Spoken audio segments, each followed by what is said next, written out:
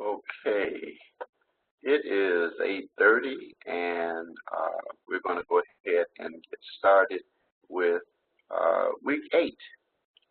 Week 8, Introduction to Corrections. Quarters move very, very rapidly, and welcome to the session, Clifton. And I hope that each of you as students will realize that we're winding down. We've got 3 more weeks after this, week 9, 10, and 11. And so I'm going to go ahead and get right into where we are for this week. So I'm going to share my screen.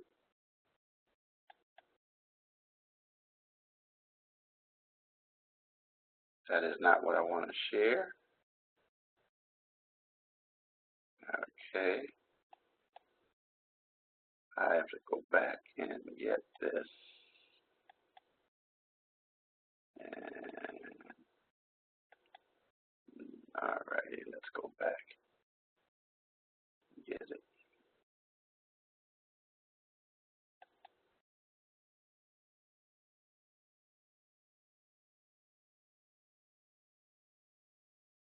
Okay, there we go. Okay, now you should be able to see this. Can you see the classroom, Clifton? Good. Okay, that means I'm on the right page.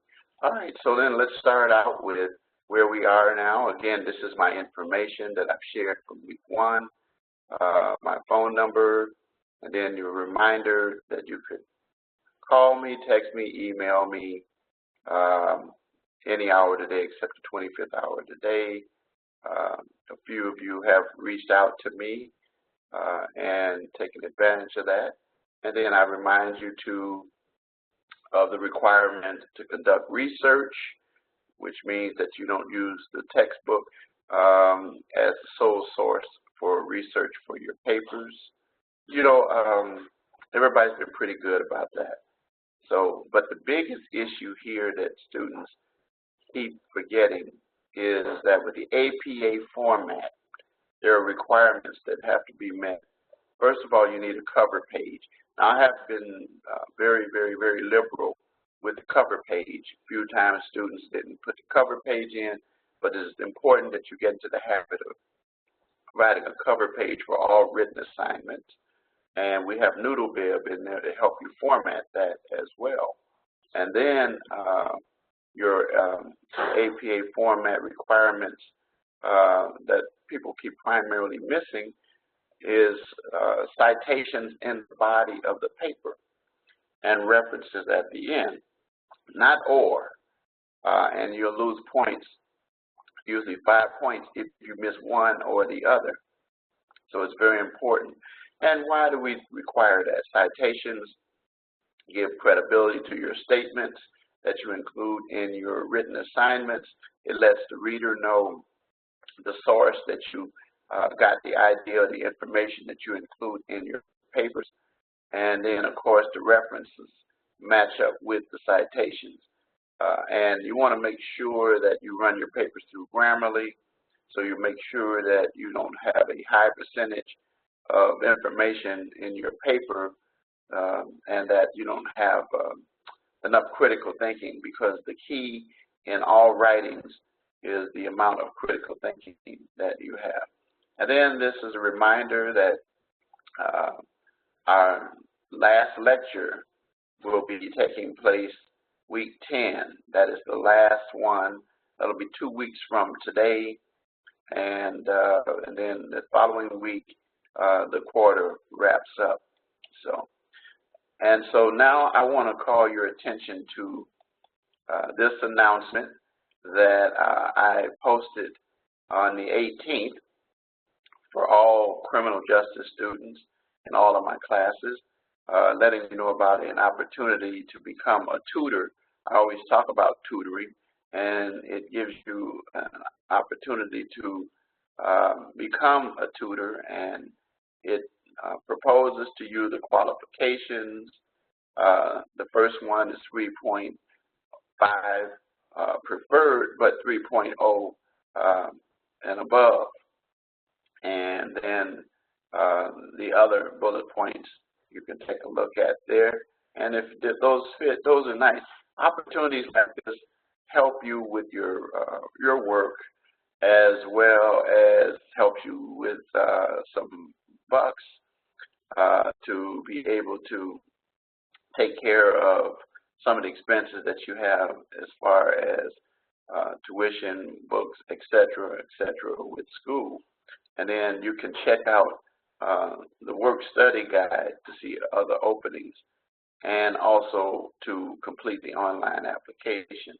And then, of course, at the very bottom here, Bethany Marston, who is handling that, she's the School of Justice Studies Learning Center Coordinator. She's the one that works with Suzanne Schreifer, and they put together all of these resources that are listed here to help students to do well, to perform well, including the Student Success Guide and the Library and Learning Center resource library, where you can find information for your papers and your written assignments that you include, as well as to supplement your interviews that you have as well. So, so it's a good opportunity for you. Here's the link right here. If you clicked on this link, it will take you to more details about the opportunity for tutoring. So if you are interested, share it with some of your other classmates.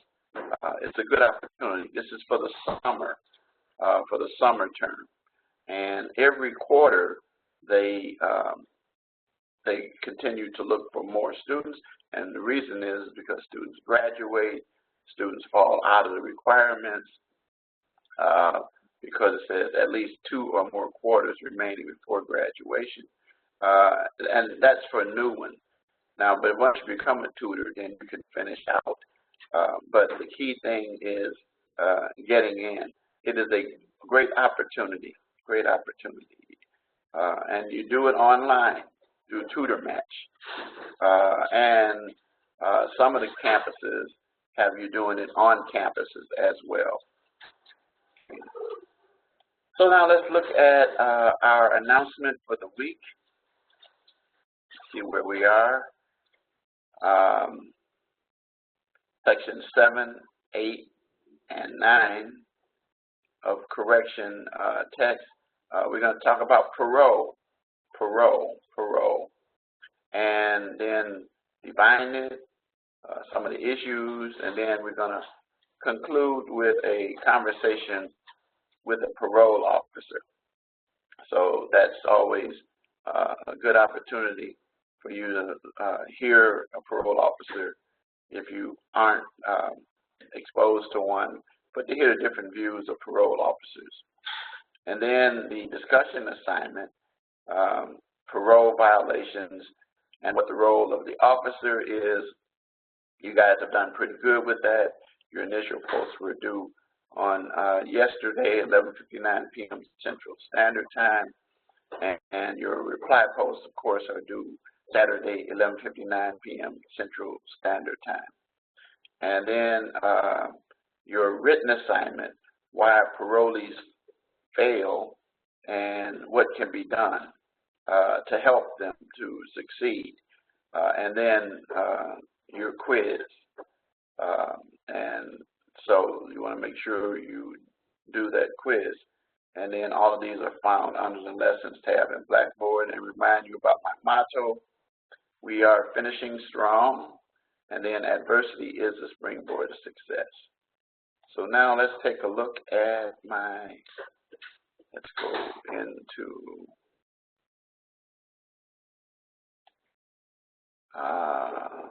okay. Let's go lesson. Okay. Let's go to this. All right, here we go.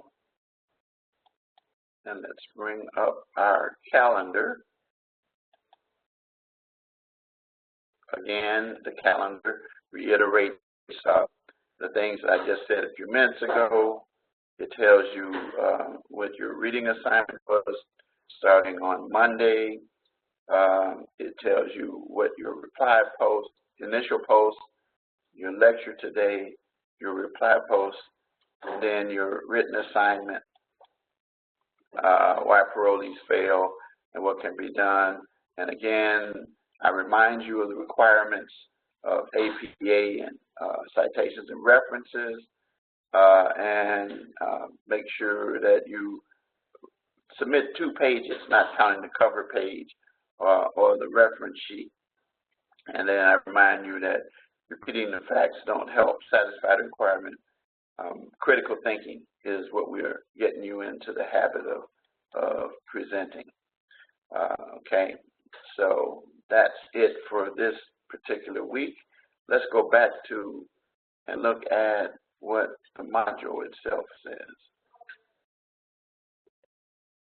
Okay, so let's take a look at the assignments. Again, we want you to research why parolees fail in a 2-page paper. Explain 2 or 3 of the top reasons and what can be done to assist parolees in being successful. And then it points out what I said earlier. And you want to make sure that you provide that in a Word document and use the drop-down box as required. Okay. Then your discussion post, again, with the details of what you're supposed to be doing there. And then finally, your quiz, 10 multiple choice questions, 1 minute for each question, roughly. It says during the exam, you'll be alerted when you use half your time, and again, you have 5 minutes, 1 minute, 30 seconds. Once the time expires, then your grade will automatically be submitted, okay, as well. I do recommend doing the quiz at the end of the week so that you will have gone through the material first. All right, now let's get into the final section here. Okay, we know what our objectives is to deal with parole and what it consists of. Again, these are the assignments here. And we're going to conclude with this 14-minute portion session here. So parole. So parole is actually what we call kind of early release back into the community after a person's been incarcerated. Different from probation. Probation is where the person is not incarcerated for any period of time, but actually, or should I say, they're released back into the public. So rather than serve jail time or prison time, then that person is placed on probation. And under probation and parole, you both have an officer. One's called the probation officer for probation, one's called the parole officer for parole. They both perform similar responsibilities and duties to make sure that the inmate or the individual who has actually pled guilty or been found guilty is able to transition back into the community. In other words, to put them on a new direction in life, to assist them with opportunities to be able to turn from a criminal into a contributor to society. And the key thing is that there are guidelines and requirements and conditions that are set out for parole that must be taken care of properly by inmates in order to keep themselves from committing what we call VOP. Now, we use VOP in the an acronym in the process for probation, but and it's called violation of probation, but we use it for violation of parole. And in the instance that you violate your parole, there are several options that are oftentimes given by the board to determine whether or not you violated the terms, and to determine whether or not they're de minimis or that they are because either they failed or either you as a parolee doesn't respect the opportunity that was given to you. So the key thing is that it talks about parole being either discretionary or mandatory. Now, indeterminate sentencing or mandatory determinate sentencing is involved here. The parole board has discretion, and the board is also the one, as I said, who can revoke it, as our little blurb here says. It's a privilege. It is not a right. There are people who think that they have a right to parole, but you do not. You have to earn parole. And you are entitled to, though, if you do violate your parole, the opportunity to explain your side of the story, thus presenting your due process rights to provide an opportunity for you to share with the parole board what happened, why it happened, what caused you to violate it, or is it something that you did not quite understand, or sometimes just to basically give you a second chance. Parole boards don't like to revoke parole, because think about it, the concept of parole is to help an individual to move into, as I said, a new direction, so that they will be contributors and that they won't be sent back to jail or prison, should I say. Well, I've already said this many times, it's cheaper to educate than to incarcerate. And so one of the things that we try to see inmates receive during parole is the possibility of continuing education, getting education. I remember an old saying years ago that I used to hear my grandmother say, and she'd say, "Idle minds are the tools of the devil, or is the devil's workshop." And what she was really saying was, when you're idle, you stand a chance of getting in trouble than if you're active. So if your thing that you're taking up is your education, you probably are going to minimize, or at least cut into, the time that you think about committing crime. Some people are incorrigible, but I don't think that just because some mess up, it's not like one bad apple spoils a whole bunch. I don't think that because some individuals don't take the opportunity to appreciate the chance to begin to operate in a positive fashion, that we should penalize others. And so anyway, back to your due process rights, there will be a written notice of the violation presented, and what evidence that will be used against you, and the opportunity to present witnesses and evidence to refute the violation. And so the fact of the matter is that it is a process when you do the violations that gives you a chance. Now, remember, it's a preponderance of the evidence. It's not the standard that beyond a reasonable doubt that is in a criminal case. Okay. Now, moving right along, the parole officer, as I said, is to monitor the individual.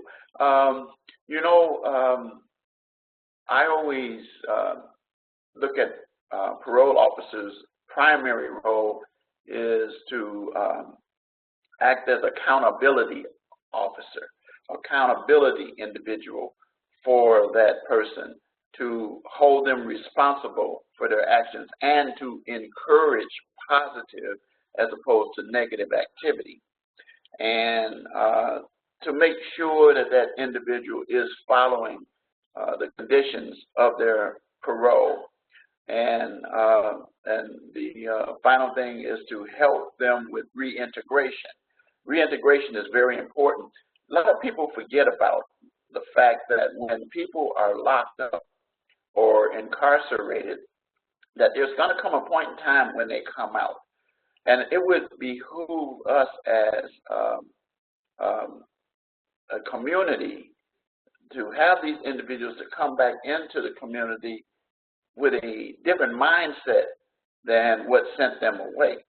In other words, to do things to try to take them in a new direction or decrease recidivism or activity that those individuals have been engaged in. Because otherwise, you have a revolving door. And some of the issues that are involved is, let's say, for example, if a person, first of all, they stay away from other convicted felons. That's one of the standard rules. And why? Because you know that hanging around with the wrong crowd can oftentimes result in the reason why you're incarcerated in the first place, or the influence of those individuals on you could result in negative activity. And then sometimes, as I used to tell all my clients, sometimes just being present in a situation, not necessarily taking an active part, but just being there cause you to end up in trouble. I used to use the illustration when I would ask my clients this question, and if a lot of times it was someone with them, their wife, their mother, or husband, or whatever, significant other. At any rate, I would ask them this question. I would say that let's assume that that person who's sitting next to you is committing a crime, and I turn on a water hose on them, and you're right there with them. What's going to happen? Well, inevitably the answer is I'm going to get wet, and the answer is exactly that, because the spray will hit you because you were there, you were present. And what that equates to is oftentimes that you may not be a direct contributor, but you could be an accessory, or in any way you could be implicated in the crime just by being present and being around. And I've had many young men and young ladies that didn't quite understand that concept. So it's the same kind of thing that we're talking about when we say, as a condition of parole, that you are not to spend time with individuals who have committed offenses. And there are times when there is a very, very, very tough situation for an individual, and you could be under what we call intensive supervision. That involves a lot of times wearing a shackle or something, or they talk about a GPS, that everywhere you go, that the officers are able to have monitored. There are organizations that particularly monitor those kinds of things. I have a few students in my criminal justice classes who work for a company that is located in Aurora that actually does monitoring of individuals for parole and for probation, and those individuals are wearing electronic monitors, and they keep track of where that person is at all times. And then there are other surveillance techniques.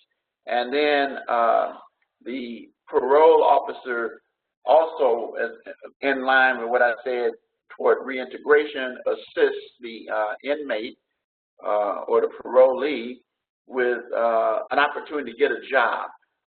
The key thing is back to what I said. See, a lot of people commit crimes because of some issues that I'm going to talk about involving drugs and alcohol, but primarily drugs. One of the key things is to give them an opportunity to be able to provide a job, to be able to feed themselves and their families, because people are going to have needs, and they're either going to satisfy those needs in a legal way or in an illegal way. And to be employed is one of the opportunities that the parole officer works with. Now, there are many second-hand or second chance programs where individuals are given the opportunity to be able to work and to be able to work through those programs and be able to stay out of trouble. And then to assist with education. I already said that before. I am a big fan of education. I think that knowledge is power. I think that education actually puts a person on a road to success rather than incarceration.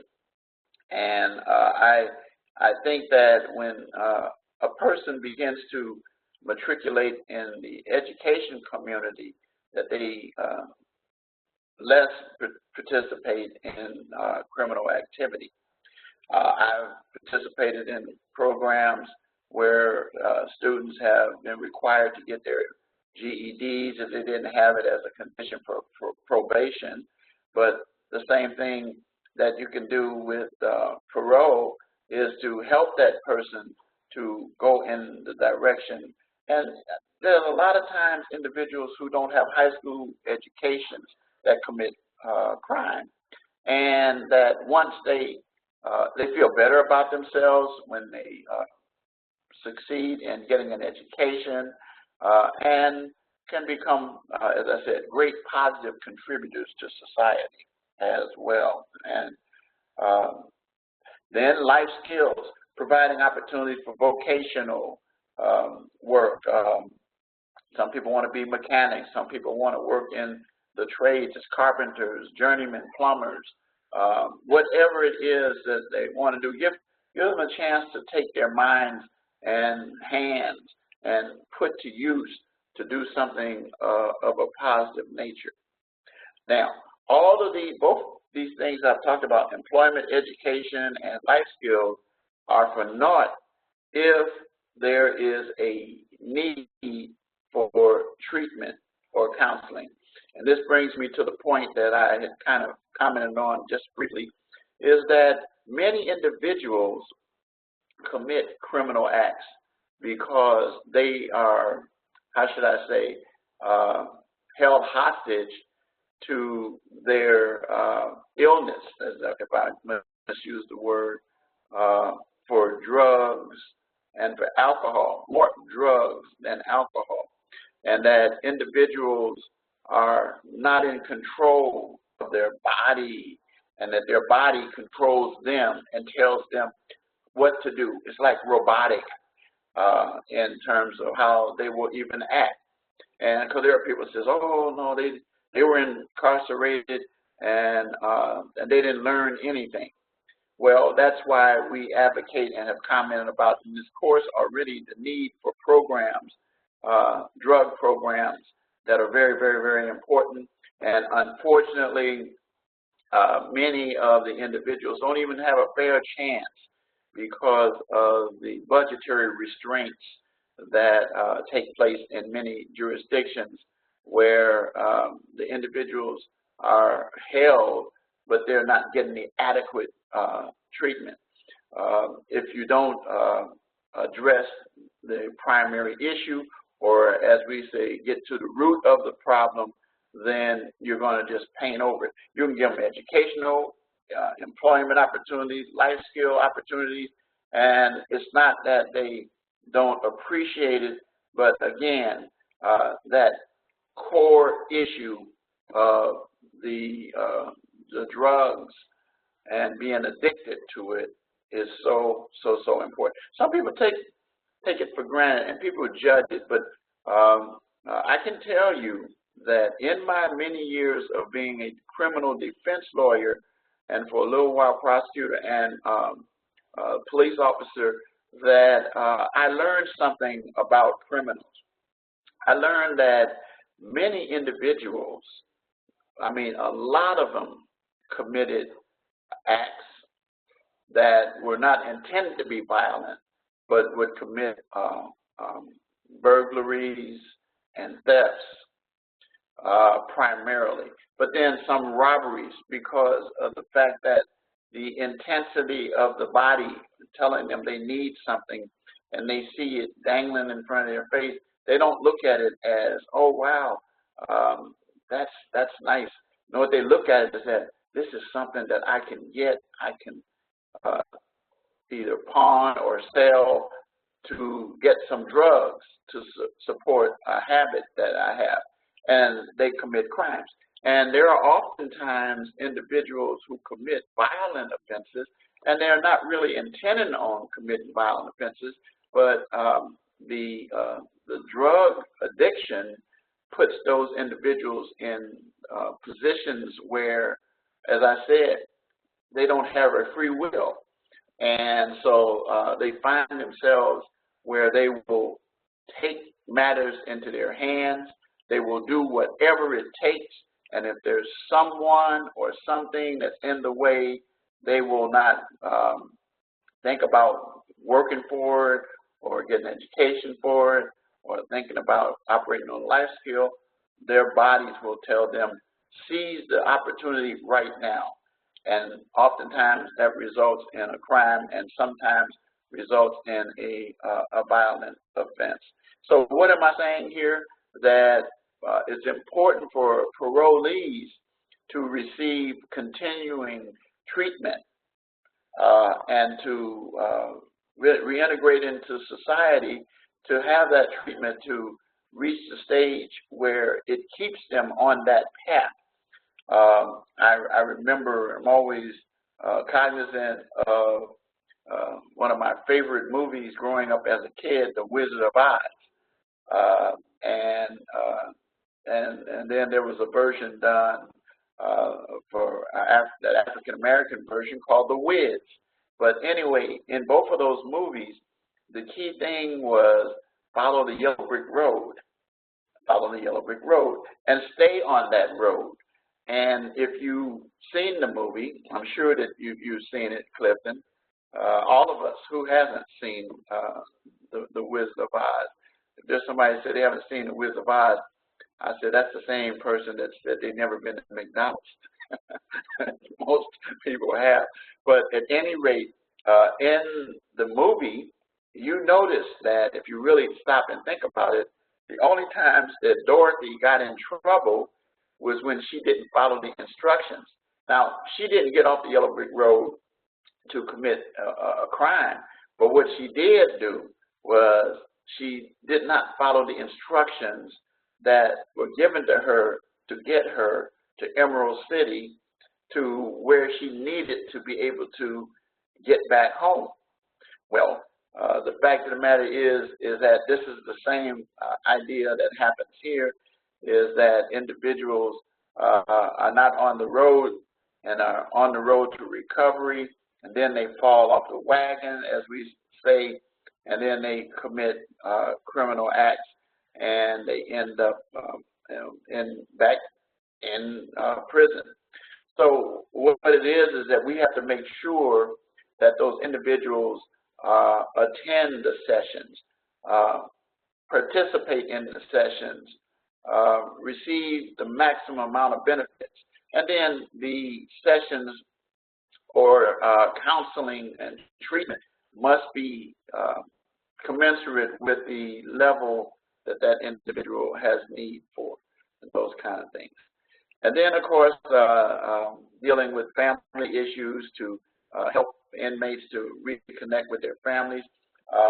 There is often a problem, though, that some parolees run into relating to family issues. Do you have any ideas about what that might be, or a particular family issue that an inmate, or rather a parolee, might face in terms of being on parole? Any ideas? Yeah, long distance. Yeah, that's one. Any other? Any other ones?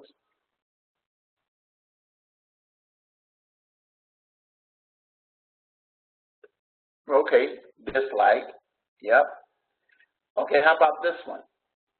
Um, I've represented people as a lawyer starting from '78 to 2000, and during that period of time, I can tell you that I represented individuals who were adults, and then some of their kids, some of their nieces, nephews, even some grandchildren, that because then it becomes generational. And so there is a problem with that individual going back to that environment around that family. And usually what we try to seek out for people in that kind of a scenario is for a family member or family members that aren't in that. There always are some alternatives in the family. And sometimes, listen, family issues don't necessarily get resolved just with blood relatives. You know, we had people that we used to call uncle and granny and all those kind of things, and other relatives that were not really our official legal relatives, but they provided the role for those kinds of things that helped us. You had people who became brothers and sisters that were not legally brothers and sisters blood or either adopted or anything, but they were informally adopted and those kinds of things. So that could be a problem with the family issues. But yeah, you were correct on both of those points. Yeah, long distance, those kinds of things do exist. But I oftentimes remind people about the point that I just made a few minutes ago. And finally, we come to the point that parolees do fail because of some of the issues. There are risk involved, there are needs for the individual, and again, like I said again, they are held accountable for their acts. The parole is much more effective when support and programs are in place for personal conditions, such as housing. I didn't mention that one earlier, but yeah, a place to stay. A lot of times we find individuals in what we call halfway houses, or either halfway houses where individuals are given the opportunity to begin to get the feel of being in a place other than a jail cell or a prison cell, those kind of things. But there are requirements, you know, in those situations that individuals have to abide by the house rules and be able to follow those things. And the key thing is, again, to begin to wean that person from the criminal activity and to change their directions in life. We've already talked about counseling, employment, job training, and connecting with peers and family. We've covered that. Any comments or questions concerning parole, Clifton?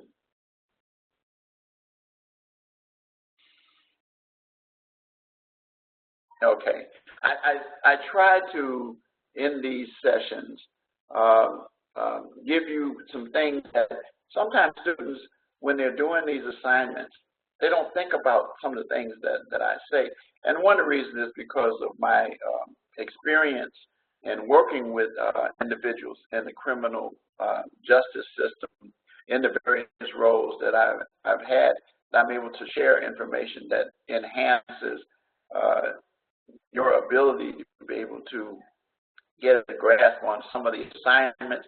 And then also sometimes, when I was in school, I had my best professors that I had were those who were not just educated in the field, but had worked in the field and able to offer some situations and circumstances that they encountered to help me to put meat on the bones of the reading material and the written assignments, because it gets pretty dry sometimes. Trust me, I've been there, done that, and seen it. But I will sum up parole as a lot of jurisdictions now, like in Illinois, we use supervised release as a term. And the bottom line is that whatever is called in your jurisdiction, if it's still called parole, there is a stigma that is attached to that individual. But people have to understand, everybody deserves a second chance. We in life, growing up, from children, always wanted a second chance. If you tell me that as a person or a child, or even as an adult, that you never did anything wrong, then I'm going to, first of all, say you're not telling the truth. And then the second part that is that you're not acknowledging or accepting the fact that you're not perfect. None of us are perfect, and we're all going to make mistakes.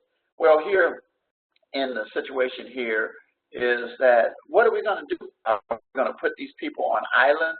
And no, it's just not going to happen.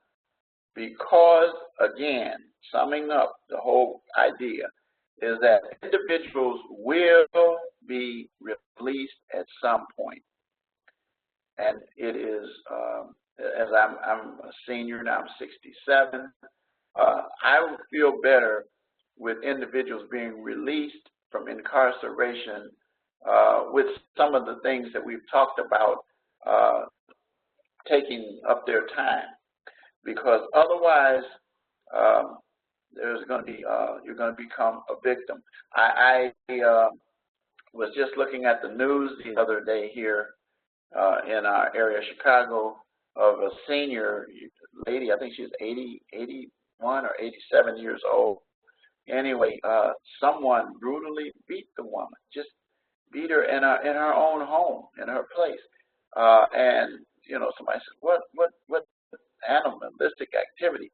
Yeah, I agree with that.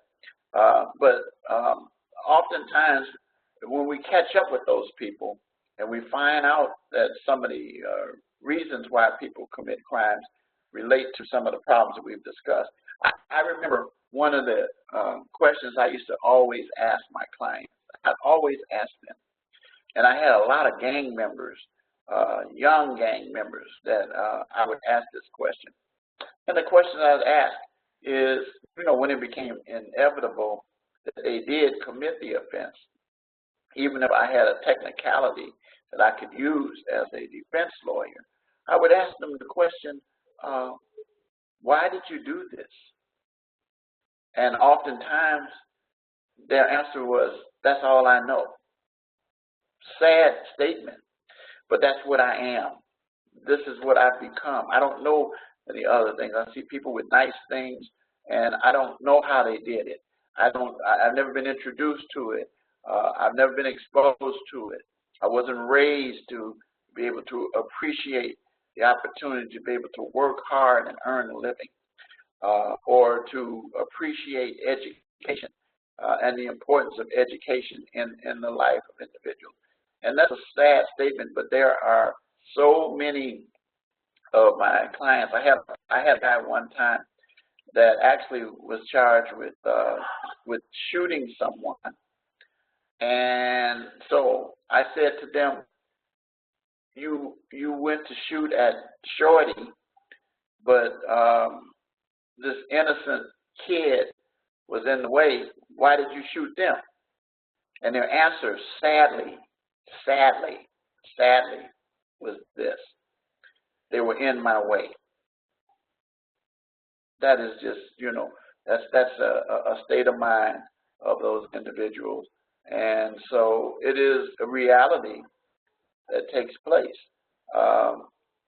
We should understand why and how people get into these situations. That's what we try to study in the academic world, in the educational institutions like our college here. We begin to understand how people got there. And then our role is to try to, again, assist them in going in a new direction. So with that being said, that's parole in essence. So now let's get into this video that's for the next 15 minutes, which will put us right at about the time for dismissal here, where a parole officer is going to provide an opportunity to explain what they do and some of the violations that take place and how the whole process works. So let's take a look at this.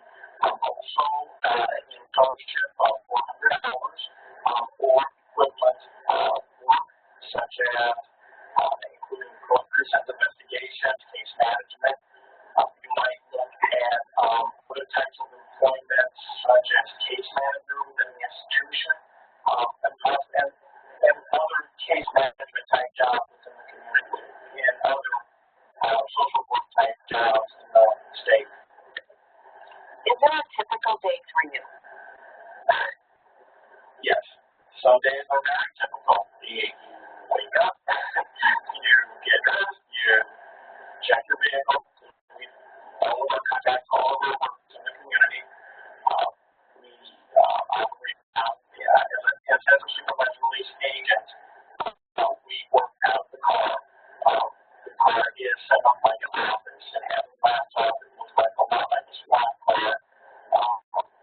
We review previous days for the last time you worked your current notes that were inputted by all clients.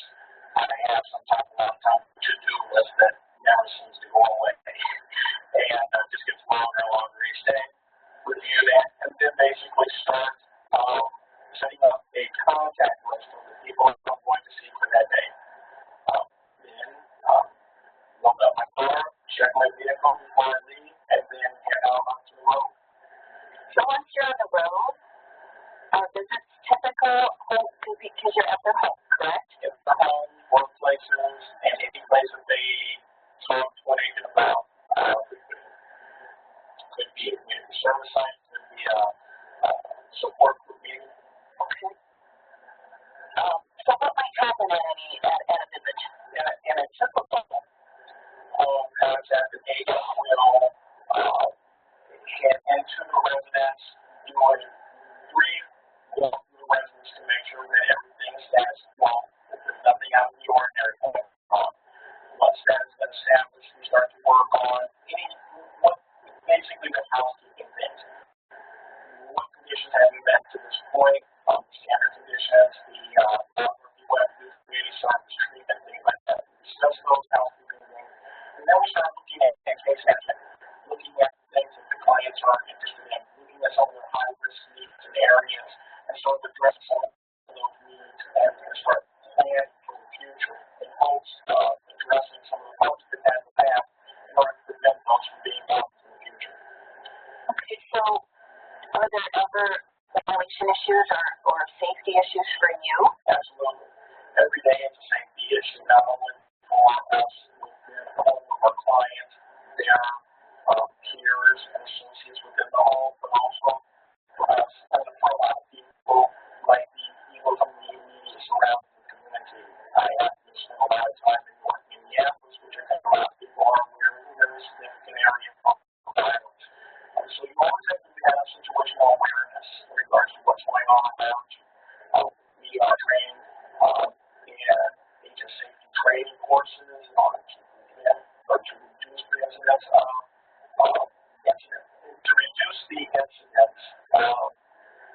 safety issues with agents, not putting yourself in a position where client that you want and de-escalation skills in terms of if something is going south, something starting to look bad, you're able to work that through in a manner that de-escalates the problem down to hopefully low enough.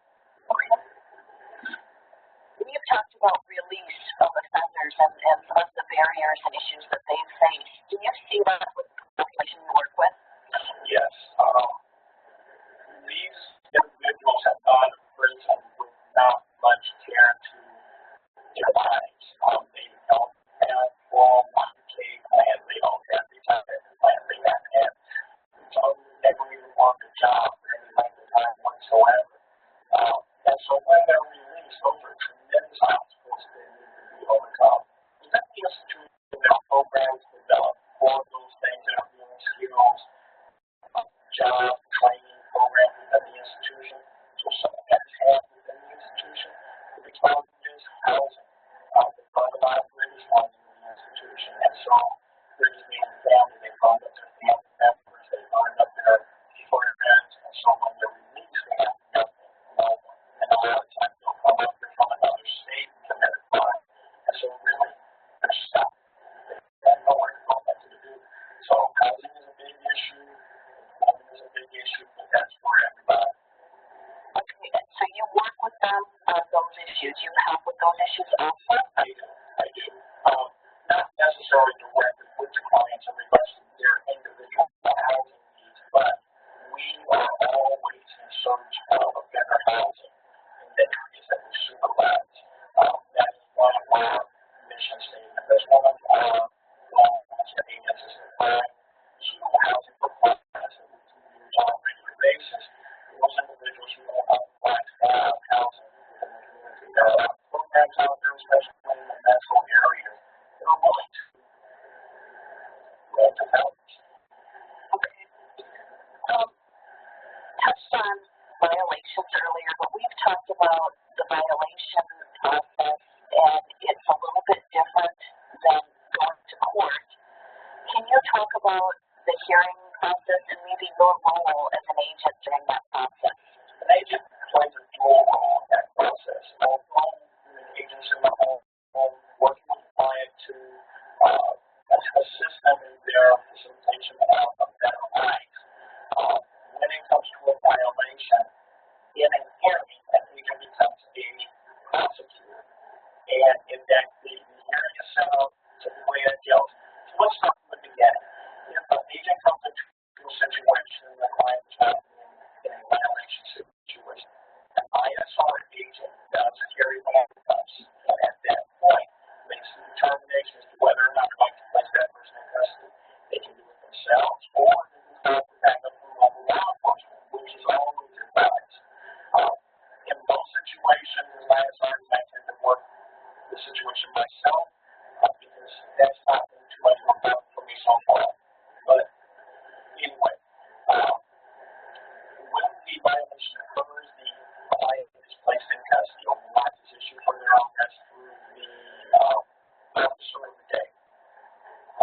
That is placed in the typically transport the client to the local jail. At that point, we establish a report based on that violation and any other violation that may be out there. That report is submitted to Minnesota, the Department of Corrections Hearings and Release Unit and the State Public Defender's Office. A hearing is scheduled, and 3 months ago, the client, the hearings and release officer, and the public defender. The agent is also there and acts as the prosecutor. They present the evidence to show that the client has violated their conditions of release. The defense attorney, of course, defends the client, and then the hearing officer weighs the decision and determines whether or not there's been a preponderance of evidence to show that that client violated their conditions of release, and if they have, whether or not the violation is sufficient enough to send back to the institution, restructure them or dismiss. Restructure would be adding conditions, addressing the fact that there was a violation, finding that there is a suitable cause to put either accountability in place or to put other measures in place, such as a client using drugs may be considered for a evaluation of possible further treatment program to assist them in that behavior. So sometimes intermediate sanctions can be used instead of reincarceration. Intermediate sanctions are agents will have at their disposal in the field. And what they'll do is it acts like a revocation within the institution, but without the hearing officers. The agent will ask the client if they're willing to participate in this program, and at that point the client may be willing to engage in those things that we talked about in the restructure, such as further temple dependency programming, an intermediate sanction that would be a loss of privileges, maybe a volunteer will want to electronic monitor to address accountability issues. Okay. And you mentioned the hearing officer. Is that like a parole board in other states? It would be like, I think a parole board would be set up more in a factor of having multiple individuals at a table evaluating a person's adjustment to the release from the institution. I think it's more like the judge in this particular case. I would equate it more to the judge's role. They weigh both sides of the evidence from the defense attorney lays out their side of the story, and lays out this information, and the probation officer, parole officer, ISR agent lays out their violation. The hearing officer / the judge takes all that information in and tries to find out that person is in violation of that. And the sanction is a resolution comes after that from that hearing officer / judge. Okay. It's an administrative position. Okay. It's an administrative hearing. Okay. Do you have advice for students today who are interested in this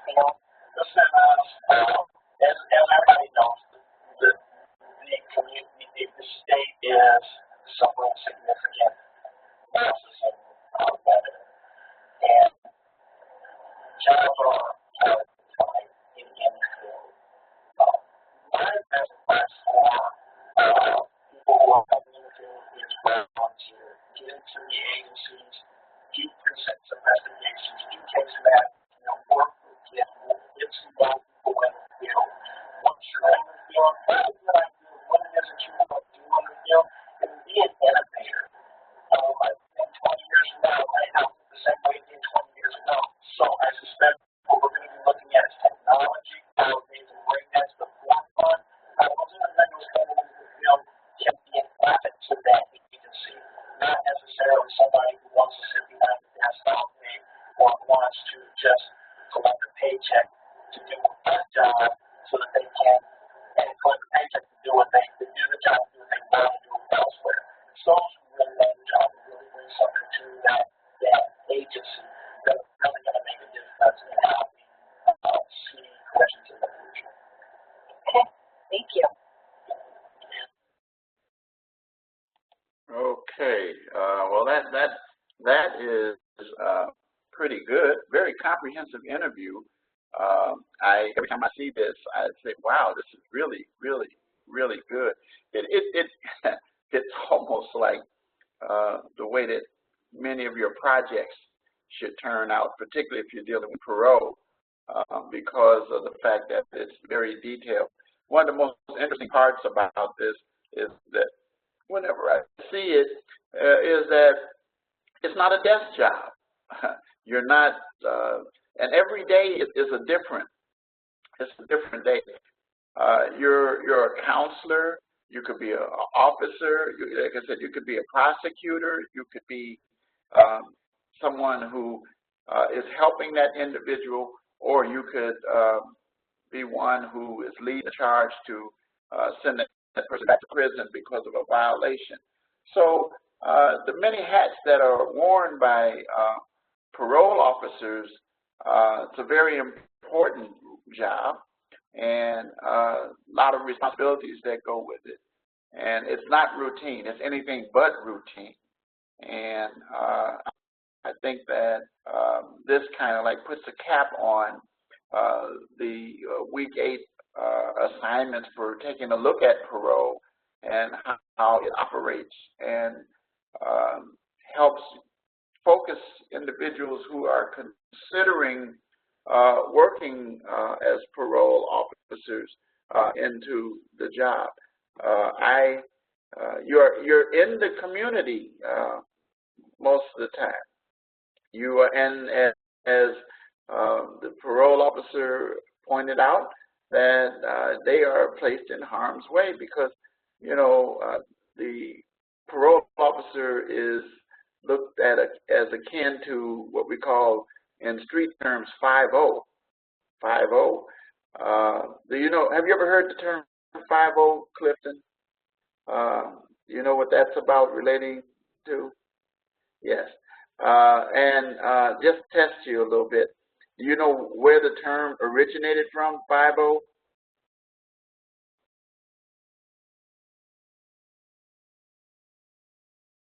Do you know where it originated from?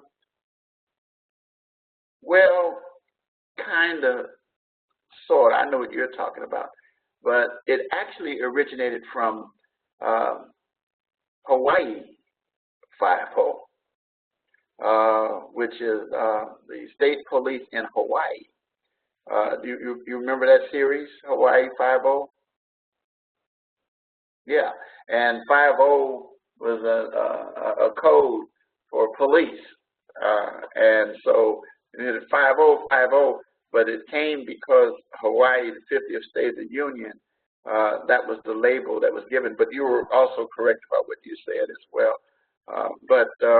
So anyway, you as a parole officer, you're viewed as akin to 5-0, and usually that comes about when an individual is not doing what they're supposed to be doing, or when they know that they have messed up and they know that you're coming after them, not because you're checking up on them, but you've received some information that leads to a violation. And so as a result of that, then you become the enemy as opposed to a friend. And so that could put the parole officer in harm's way, the same way as law enforcement police officers are. Well, that's it for me. Any questions, comments, concerns, issues from your end? Okay, well, you're welcome. And again, thank you for coming out. Again, I have 85 students, and almost half of my students are my correction classes. One class has actually 34, and the other one has like 20. Anyway, the point of the matter is no, 14. But anyway, I get 1 or 2 students in, and I get, you know, students that I begin to know who they are because of that. That's not a bad thing. That's a good thing.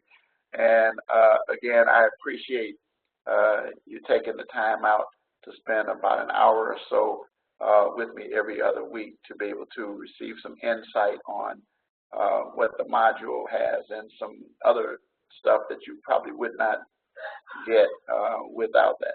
So I'm going to say good night. Wish you a happy Memorial Day weekend. Remember, even though it's a holiday, you still have, because we're online, though the campuses are closed, our online classes continue. Fortunately, I don't have any lectures on Mondays anyway, so it doesn't matter. So enjoy. Don't eat too much. I know I'm not going to be eating too much. I'm kind of like pushing away. One of my favorites is the barbecue ribs, and I don't want to talk about it. Okay. So you have a good evening, and again, enjoy. And I always remind people that Memorial Day is a time that we appreciate our veterans who served in the military and those who are currently serving, but especially those who have passed on. My dad was a war veteran in World War II. He was in what was called the Army Air Force, and so I usually honor him every year, as I will this year, by posting information on Facebook. So anyway, have a good one and good night.